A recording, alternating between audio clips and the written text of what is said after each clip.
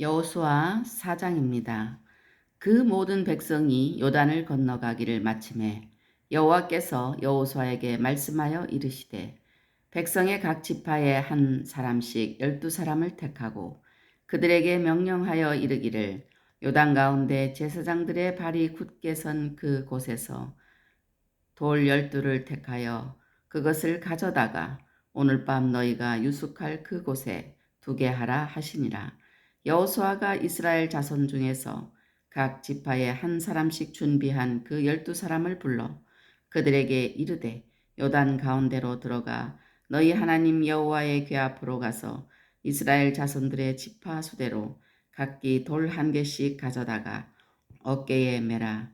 이것이 너희 중에 표징이 되리라.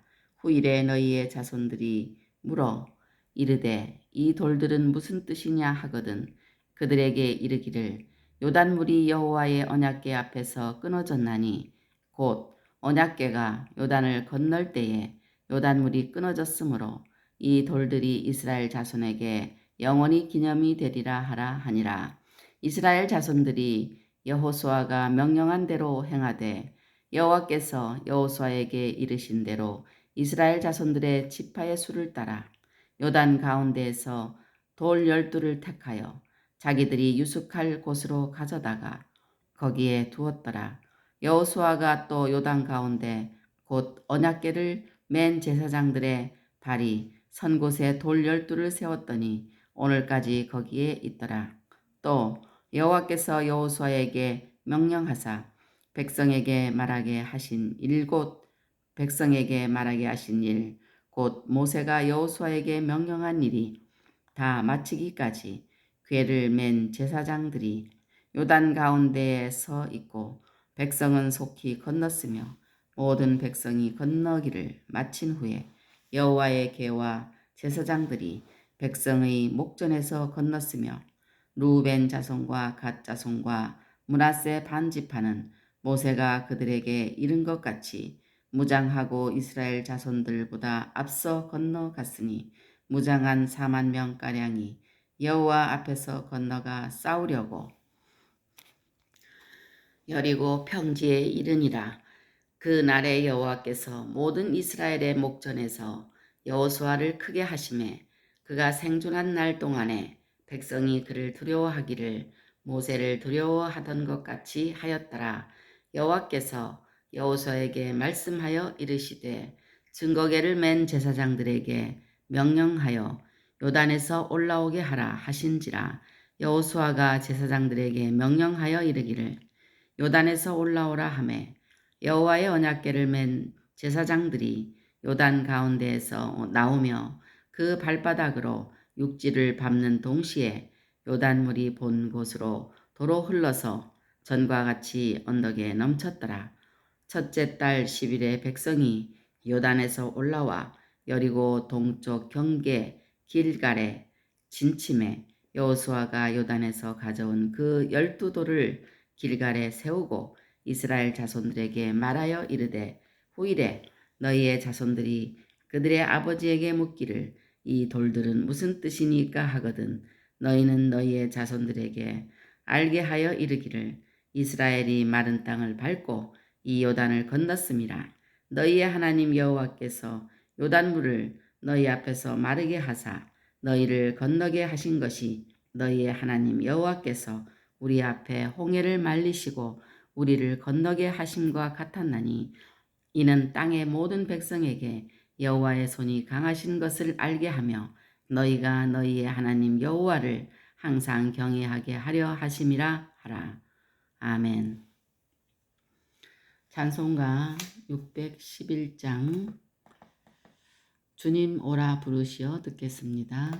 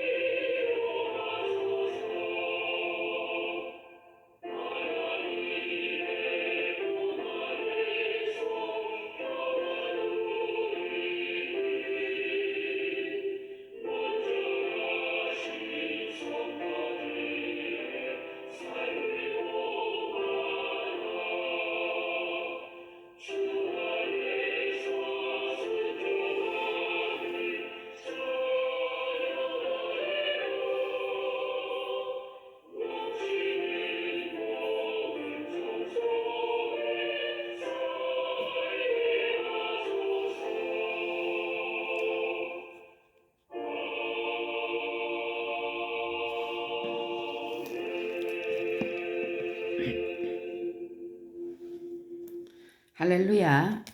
오늘은 여호수아 4장을 읽었습니다. 여호수아 4장 4절에서 8절 말씀을 보면 하나님의 표징이 나타납니다. 첫 번째로 하나님의 은혜를 기억하게 합니다. 두 번째로 하나님의 은혜를 자손에게 전하게 합니다. 세 번째로 하나님께 영광을 돌리게 합니다. 하나님의 은혜를 기억하게 하는 표징은 히브리어로 오트라고 하는데 신호, 깃발, 전조, 표시, 기적, 기호를 나타냅니다. 그래서 표징은 기적적인 징조를 가리킵니다. 그리고 때로는 그러한 이적의 증거물로서의 표시를 의미합니다. 이스라엘 백성이 요단강을 건널 때 요단물이 여호와의 언약궤 앞에서 끊어질 것은 하나님의 은혜입니다. 이때 요단강 바닥에서 가져온 돌 12은 하나님께서 은혜로 이스라엘 백성을 걸어서 무사히 요단을 건너게 하신 것의 증거이자 표시입니다. 사람은 유한에서 받은 바 은혜를 쉽게 잊어버립니다. 그래서 종종 하나님은 그 은혜를 기억하게 하여 그들이 하나님의 날개 그늘 아래에 계속 있음을 알 수 있도록 하십니다. 또 하나님은 하나님의 은혜를 자손에게 전하게 하십니다. 이스라엘 백성은 대대로 세상 끝날까지 선민이요 성민입니다. 그러니까 선민은 택한 백성이고 성민은 거룩한 백성이라는 의미입니다. 선민은 히브리어로 암바히르 선택된 백성, 성민은 암카도시 거룩한 백성이라는 뜻입니다. 그러므로 이스라엘 백성으로 태어나는 모든 사람은 하나님에 대해서 누구보다 더 잘 알아야 하고 하나님께서 그 기쁘신 뜻대로 또 은혜로 그 민족을 선택하시고 품에 안으시고 푸른 초장으로 인도하시는 것을 잘 알아야 합니다. 누가 가르쳐 주지 않으면 이것을 알 수 없고 믿을 수 없고 전에도 증거가 없으면 믿기 어렵습니다.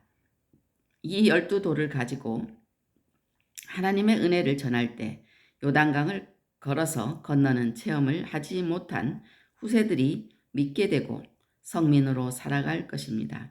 성도들의 생활 가운데서도 이와 같은 은혜의 증거들이 있습니다. 이것들을 통하여 후손과 다른 사람에게 전하여 믿게 해야 합니다.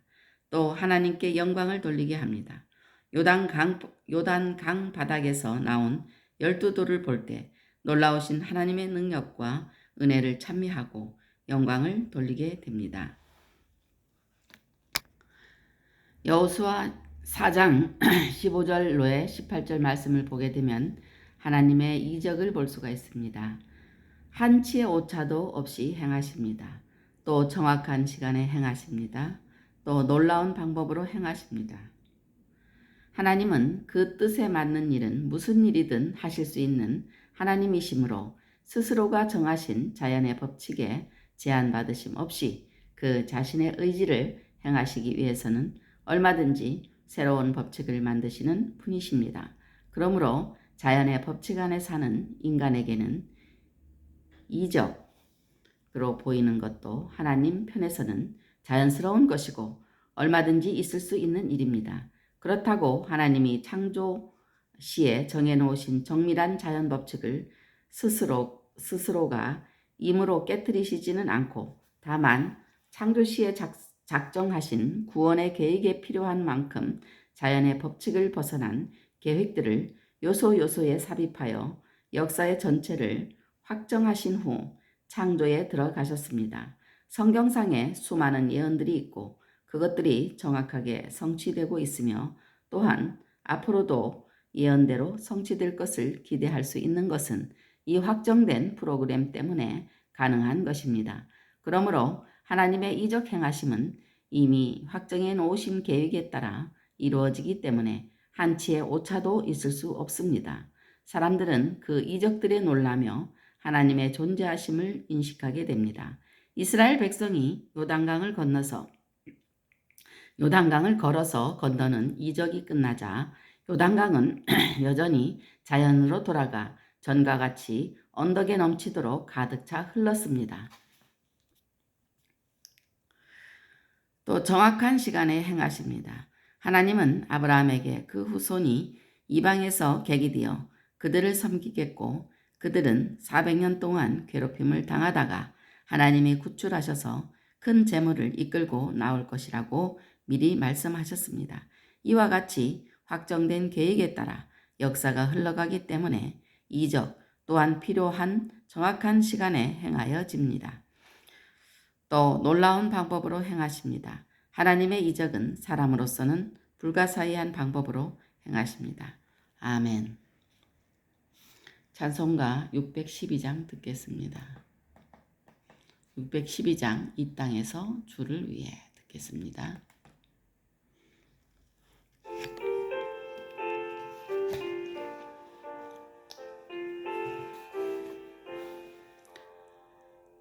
이 땅에서 주를 위해 봉사하다가 하나님의 부름받아 앞서간 성도 그의 생애 생각하며 모였습니다. 주모하는 마음으로 모였습니다. 하나님의 자리에 함께 하시사 주의 위로 우리에게 내려주소서. 우리들도 가신 성도 뒤를 따라서 하늘나라 바라보며 살게 하소서. 우리 모두 이 땅에서 충성하다가 하나님이 부르실 때 가게 하소서. 영화로운 주의 나라 들어간 후에 다시 만나 주와 함께 살게